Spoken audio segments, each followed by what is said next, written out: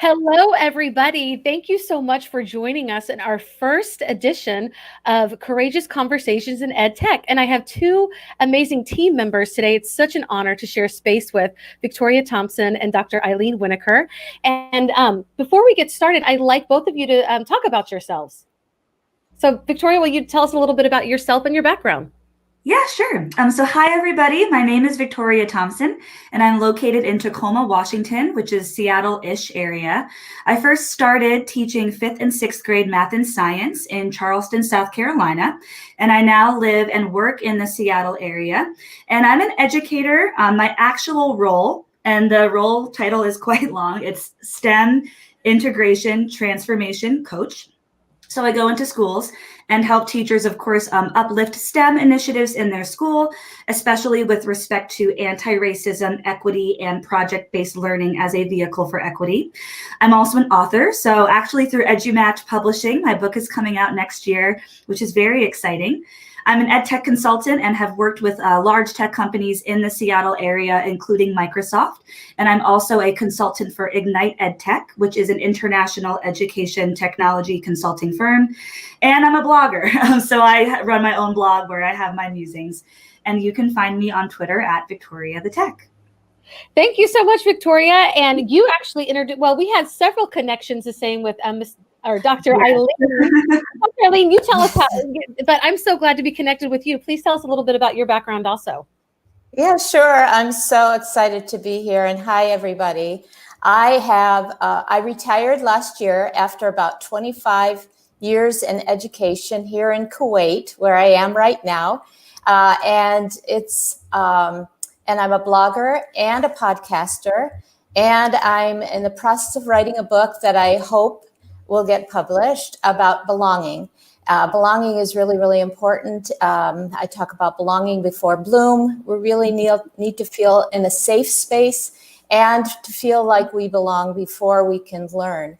And I've lived in Kuwait for over 35 years.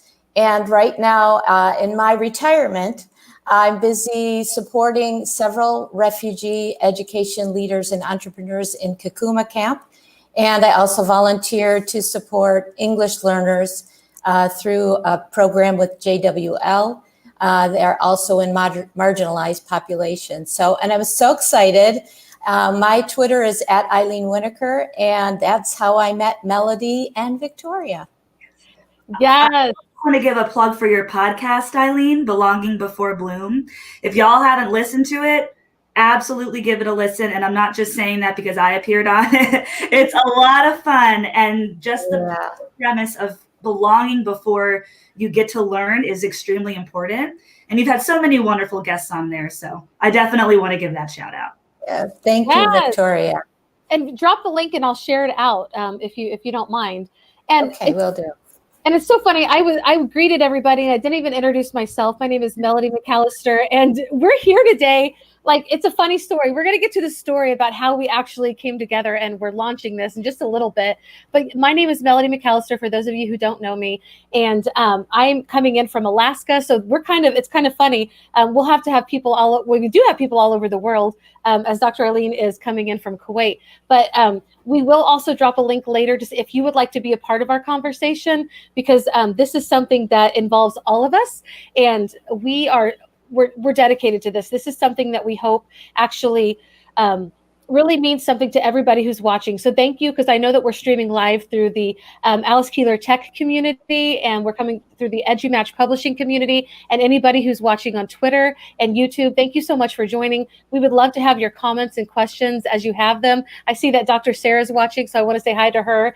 And thank you so much for your support. And we're going to actually be coming through next Sunday for sure, and then it's going to be like every other Sunday. And we really want to get as many people involved as possible. And so please drop your comments, your questions, and we really can't wait to have this conversation. And so before we actually start this conversation, we just kind of want to introduce the agreements of the Courageous Conversations. They actually come from Glenn Singleton's book, Courageous Conversations About Race. And I would actually recommend this book to anybody, especially, I'm just going to say it, white people, there's a lot of truth in here that we don't necessarily recognize because of how we grew up, who, taught us what we know. And there's so much truth in here. But Dr. Singleton, he actually talks about these different agreements, and they are staying engaged, experiencing discomfort, speak your truth, and expect and accept non-closure. So we're going to talk about these agreements because they're absolutely going to be a part of our conversations, and without them, we wouldn't really be having a courageous conversations. So the first one is stay engaged. All right, so if we're thinking about staying engaged in the educational space, essentially what that means is that we're alert, we're here, and we're not being distracted. I feel like sometimes, especially when we have podcasts and webinars and things like that, that's a little bit easier said than done, because sometimes the dinner timer might go off or sometimes your phone might go off. But at the end of the day, the work that we do is so meaningful because we stay engaged. And when you are engaged, you're going to get the most out of this experience. And engagement, of course, means different things for your comfort level. It could mean just listening intently. It could mean also communicating in the chat box. It could be maybe reaching out to any of us afterwards if y'all got questions. Engagement on different levels will mean something different to everybody. So you choose whichever level, of course, fits what you want to get out of this experience. And I feel like this then goes directly into the next one, which is experience discomfort. So if we say something that makes you feel uncomfortable, or maybe something resonates with you in an uncomfortable way, I don't want, and I think I can speak for all of us, where we don't want someone to feel slighted because of it. But instead of feeling slighted, what we'd like for y'all to do is lean into that discomfort and figure out why you're feeling that way. Because when we lean into discomfort, we grow, and we kind of dissect and analyze why we feel that way. And we are going to be having some uncomfortable conversations, maybe about topics that you have or haven't learned about before, or you have or haven't thought about before. But at the end of the day, we're all here to learn.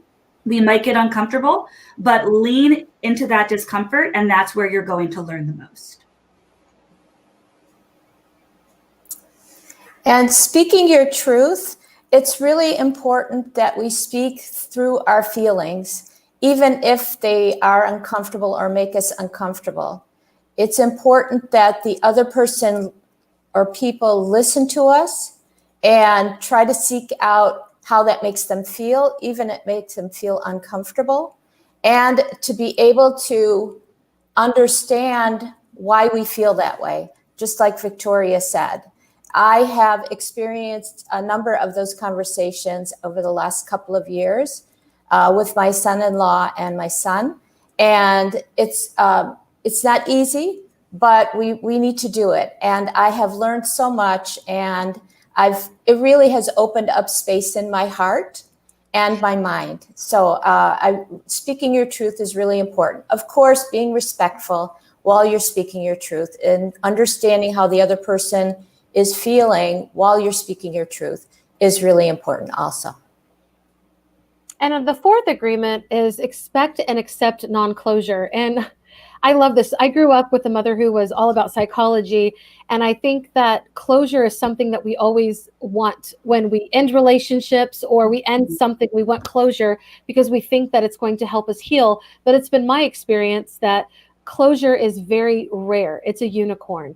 But in this instance, when we have this conversation, I think that we should be leaving with more questions than anything. And that's how we know that we're growing and that we're learning. And having those questions is what's going to keep us going and learning. So I just repeated myself, but seriously, that's how, it's good to have questions. And it's okay that we don't end thinking that I agree with you and you agree with me. Like, that's not necessary. We may leave a conversation where we still feel differently than one another, and that is okay. And before we go on, I just want to look at some of the comments that people are bringing in. And we have Bernadine from Nova Scotia. Thank you for joining. And I think this might be my friend Mervin saying truth. I don't know. I'm sorry if it's not. And leaning and exposes us to a new view and understanding of others and ourselves. Yes, totally. And so one of the things that we want to talk about, since this is our beginning of the broadcast, is why do we need these courageous conversations in EdTech? Yeah. So I feel like this is like three different reasons, right? So for me, from my perspective, when Melody, you reached out to me and you wanted me to be a guest speaker just for like a one-off thing. I remember the conversation we had kind of folded into, okay, what if we turn this into a series, right? Because I think that this is more than just one, talk. This is an ongoing conversation because there's this intersectionality here between educational technology, humanity, anti-racism, courageous conversations, and then also education as a whole. So there's this large, like Venn diagram. And I feel like this, project that we have right now is in the middle. And then on top of that, too, there have been instances and things that have happened to me as a Black woman where I kind of look at this and I'm thinking, okay, why is it that we push kids towards STEM, but then they go into STEM fields and then there's nobody that looks like them, right? And not to discount, of course, the work that white men do in STEM, but we tell women, and our Black and brown children to go into STEM, and then they arrive on the scene and there's nobody that looks like them. And that's problematic. I'm thinking of K-12 curriculum where, we push technology and EdTech, but then sometimes we create situations that unintentionally harm our learners, right? Whether or not we mean to, there might be a resource or a website or something where we assume that our students are going to be okay when they see it, but then suddenly they're in the counselor's office and we get a call, maybe because they felt slighted by what we did. And that's problematic. And I truly don't think that we do this intentionally as educators. Even though we all do come in with our implicit bias or maybe things that we have experienced or things that we do or things that we say, we're not doing this to intentionally harm our learners. But unfortunately, because EdTech is so new and so many administrators, like, just going to be candid, they're like, computer, have fun, and there's no training, there's almost no backing for it. It becomes extremely complicated for teachers to navigate the landscape. So because of this, we need this in EdTech because we want the best possible experiences for our kids. We don't want to harm them. We also don't want to make sure that they're being left out. We want inclusive environments. We want environments where kids can be their authentic selves. So we're kind of combining all of these things with this project here and putting it basically in front of the world and saying, this is why this is needed. Because I guarantee, right, over the course of this whole project, we're going to show examples where folks are going to be like, I cannot believe that actually happened. But it did. And it happens all the time. So by putting it out there and by naming it, we're saying, EdTech, this is what needs to happen. And I just want to add, and I love what you said, Victoria. I agree with all of it. And of course, you're coming from a different perspective and that I come from. And we have to acknowledge that, especially when we are like, here, and I'm going to go back a little bit, in fact, before I say all of this, but this summer, many of us white educators committed to being more anti-racist. But the thing is that we don't all know what that looks like or how to even begin. And so if you find yourself in that position where you really, truly want to be anti-racist, but you have absolutely no idea, or you're just beginning the work and you're feeling a little bit lost, you don't have enough support, we're here for you. And we'd actually like you to be a part of our conversation. There's not going to be any judgment. That's why we have those agreements in place, because we know that we're all coming from a different perspective, but as long as we're willing to try to see from each other's perspective, we're going to leave these conversations grown in some way or equipped to deal with different people better than when we came together for the beginning.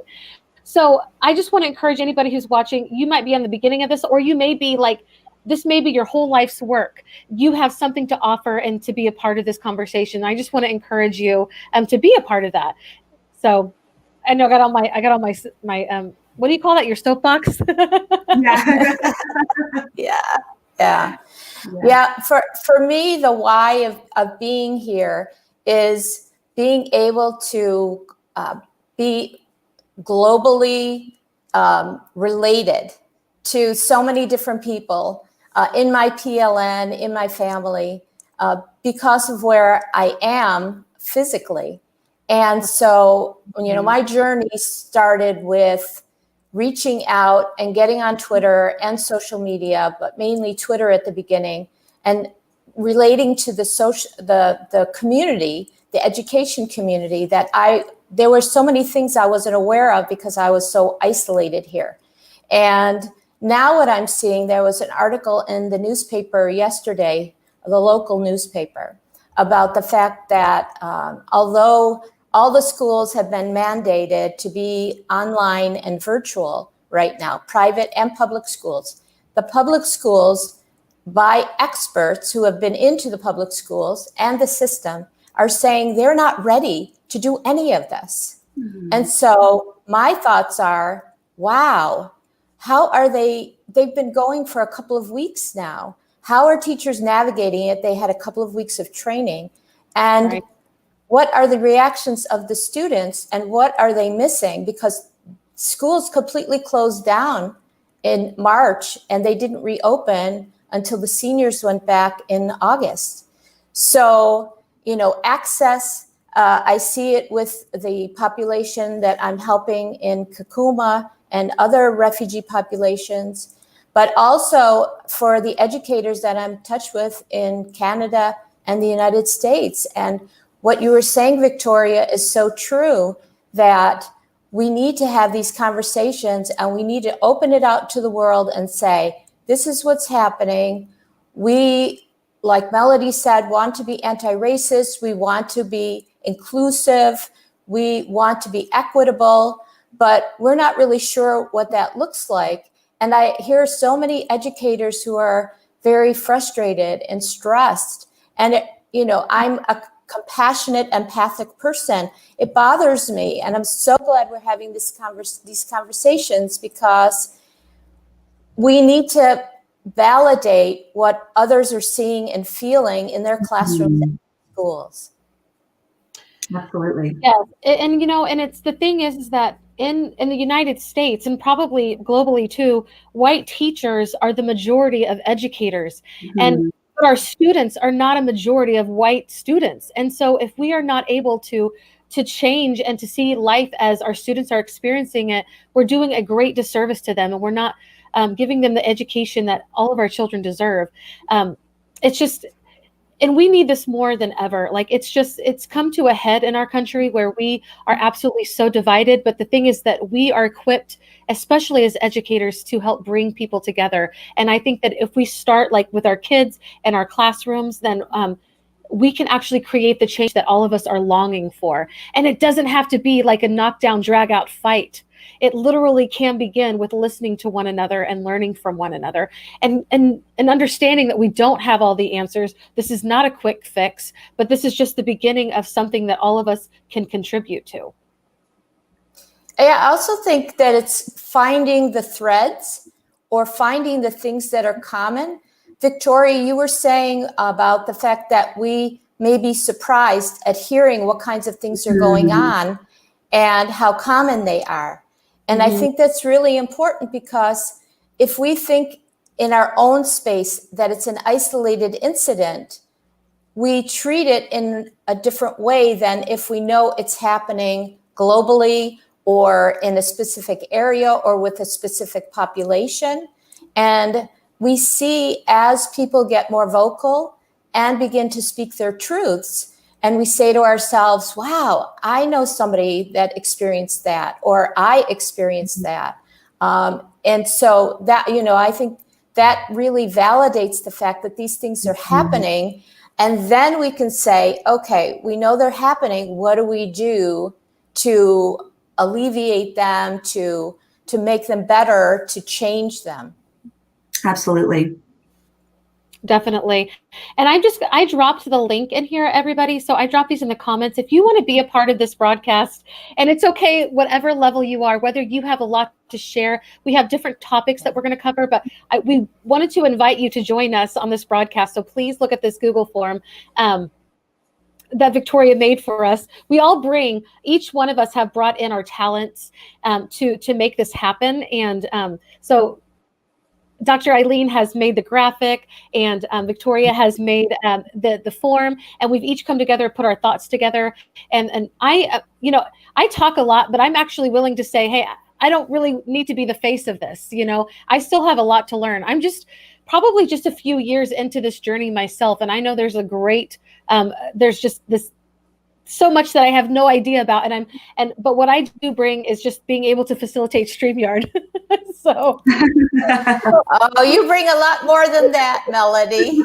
well, You bring a really important perspective. You know, we each of us does, and I think that's important for these, courageous conversations, because we need to feel that we're able to bring forth and that people are going to listen to us. And even if we don't change our minds about how we feel, that at least we've like we said, we've spoken our truth, and we've gotten it out there. So, and then let's move forward from there. You know, I've learned a lot from each of you on Twitter, just following the kinds of things, the advocacy that you're doing, the kinds of things that you do in your classrooms with the teachers. Victoria, your outspoken way of respectfully saying or calling people on things, I really appreciate that. I'm sure that there are different reactions that you get where maybe you're not appreciated, but for me, I appreciate that because it calls me up. It sort of wakes me up, and I'm saying to myself, wow, I hadn't thought of it in that way, because I'm coming from a different background, right? The crazy thing is that for the most, I would say 99% of the interactions I have on social media are very positive. Even if I'm, just like how you said, respectfully calling somebody out for racism or homophobia or any of that stuff, then you've got like that sliver of 1% where they're just not down to hear it. But my approach is I'm always down to have a conversation. And if the conversation doesn't go exactly how I or others anticipate, then at least we tried, right? Because that's all we can do as humans. All we can do is try, and we'll just see how it goes. And I love that. And I actually think that the agreements that we have talked about from Courageous Conversations, I think that those are like for anything, like it's definitely talking about racism and tackling racism together as a group. But also if we put those agreements for whatever we're talking about in disagreement in education, it's such a respectful way to talk with one another and to acknowledge that we think differently, we feel differently, because we're complex beings. And I just love that. And I love being able to be here, and I'm so excited I can barely talk. But I feel like everything that we're doing actually applies to education as a whole. It applies to people as a whole, and we can leave these knowing that we have more skills to communicate effectively with people, especially those that we don't agree with. And that's what we really need right now. Yeah. And what I see right now is that educators aren't really having the opportunity to speak their truth. They're either in a situation due to their school administration, district administration, dictates and things like that, day-to-day running of just trying to do your job. And I sense the frustration and the stress because there's so much that they feel they're seeing that is either not being listened to or that they don't feel comfortable saying because they're not sure what the reaction will be. So hopefully this can be somewhat of a model for having those conversations. And for educators who are interested in becoming part of this conversation, it gives them a platform and a voice. We talk about student voice, but teacher voice, educator voice is really lacking in all of these conversations globally. And it's really, it upsets me. And I always, I'm always this kind of, I want to do something. So I'm so happy we're taking a first step here and hopefully opening up that door for others to be able to come in and involve themselves in these conversations too, to be able to feel validated for what they're thinking and not feeling they're able to say otherwise. Right. Yeah. You said it, definitely. And I should have written it down. But also, and here's the thing, like, it is so easy to silence one another. And I think that we actually specialize in silencing people. Like, I feel like as I've gotten older, I've really had to acknowledge that I have played a part in silencing people that needed to say something.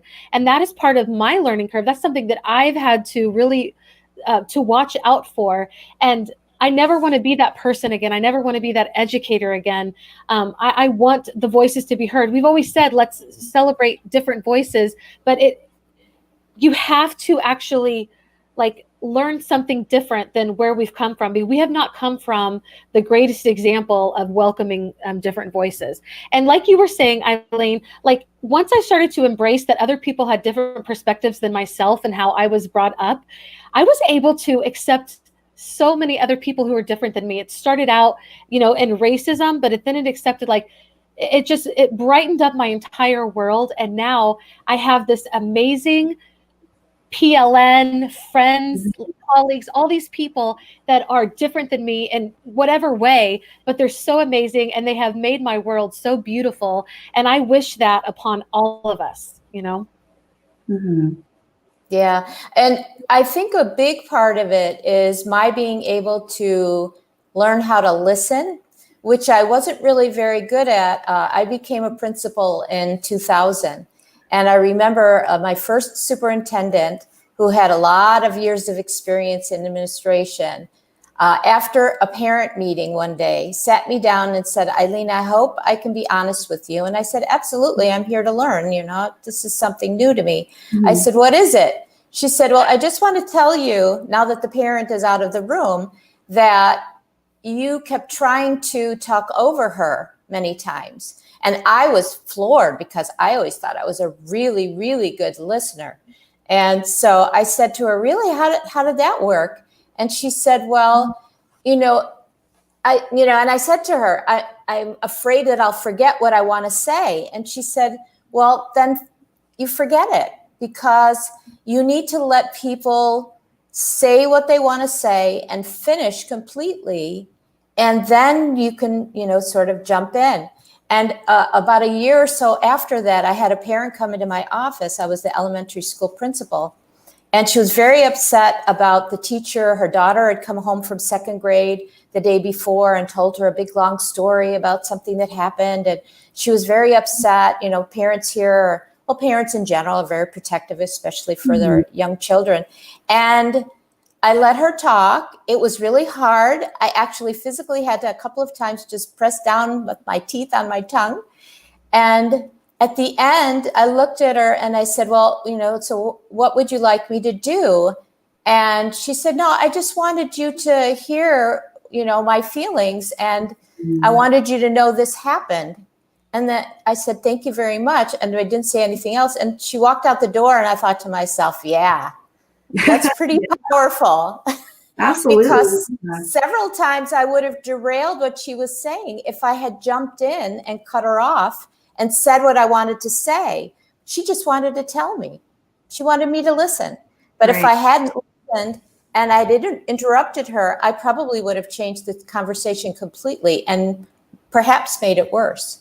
Right. It's that whole concept of holding space, right? So when you're holding space for someone, you're listening, you don't automatically jump into problem solving mode. You're there for them. You're not only listening, but you're also hearing, but you're not like, okay, well, let me fix this, or, let me do this, versus the taking up space, which would be the steamrolling, all of that stuff. And I feel like especially in all of our conversations, but especially ones like this, just the holding space is really, really important. Because when we hold space for each other, then we listen and we hear. And then, that's when we learn and that's when we grow.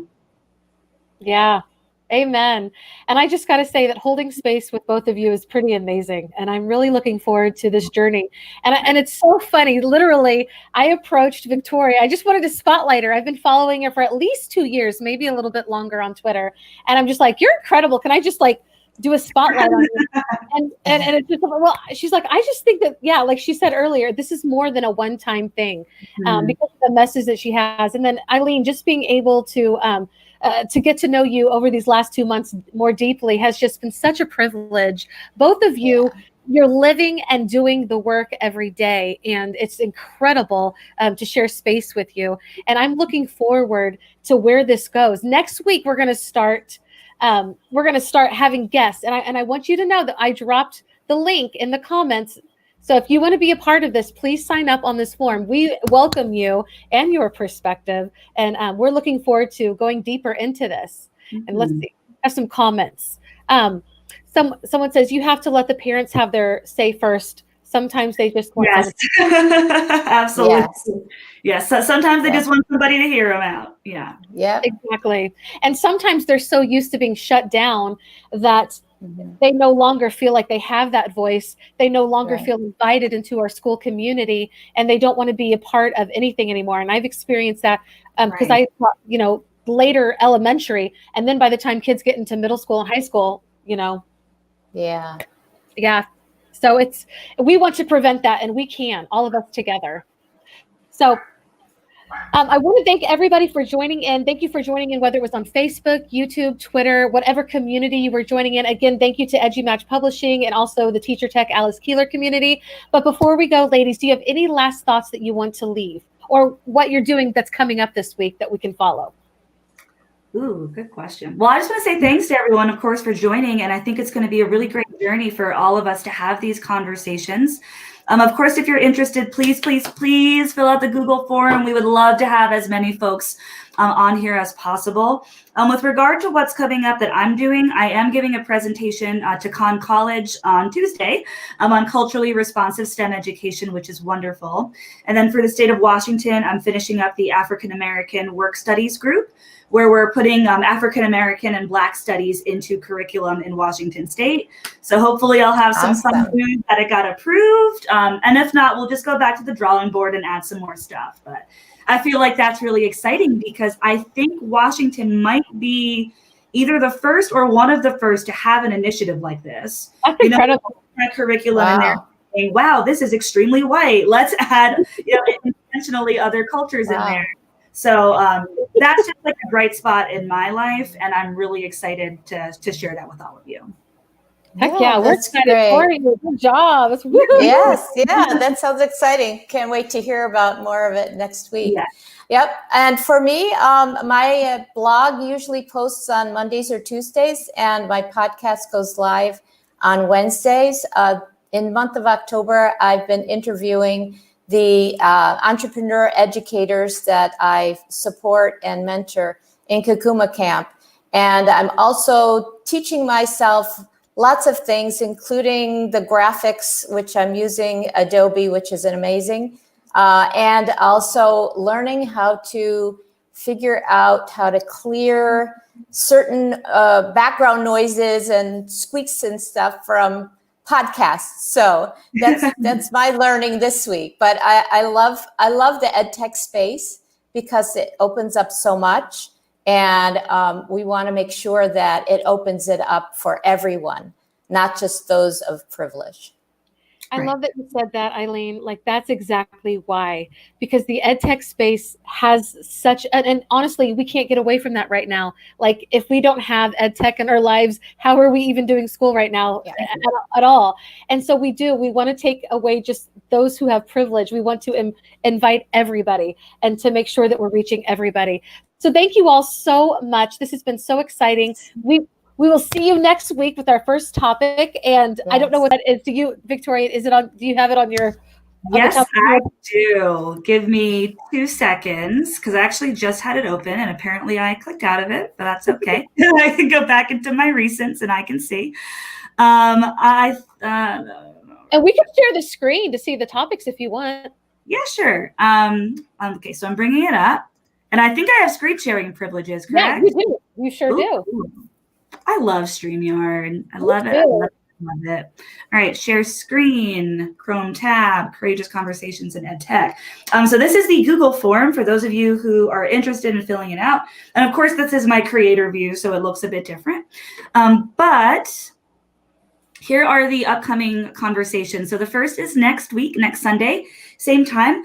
Intentionally understanding the needs of our students, which I feel is super important. I mean, all the time, but especially now when so many districts and schools are remote or hybrid, we really need to understand those needs and understand how we as educators play a part in this new role.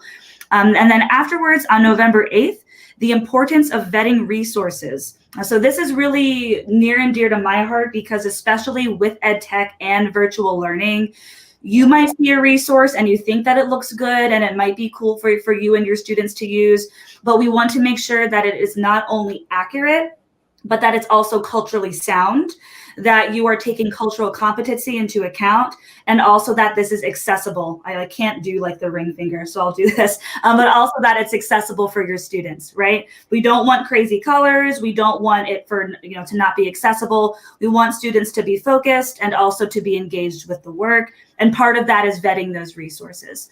And then on November 22nd, that'll be directly before Thanksgiving, and actually the day before my first wedding anniversary, what does implementation look like? So if we were to actually do this start to finish, what would this look like in a classroom, whether it is virtual, face-to-face, or within a community? So those are the three. And I noticed too, before we go off, and I want to honor everybody's time, so I'm sorry that we're going over a little bit, but we have it on the forum too, that if you can't join us live, you can make a recording and submit that to us, and we can also share. So we're trying to be as inclusive as possible too. And a few people want to say some stuff. Okay. Nita says, learning as we go, teaching others what we know. Amen, sister. And okay. And all right. And that's it. I guess that's the last of our comments. If the Google form is right there, and please join us, and we'll see you all next week. Bye, everybody. Yeah. Bye. Bye. Thank you. Thanks for joining.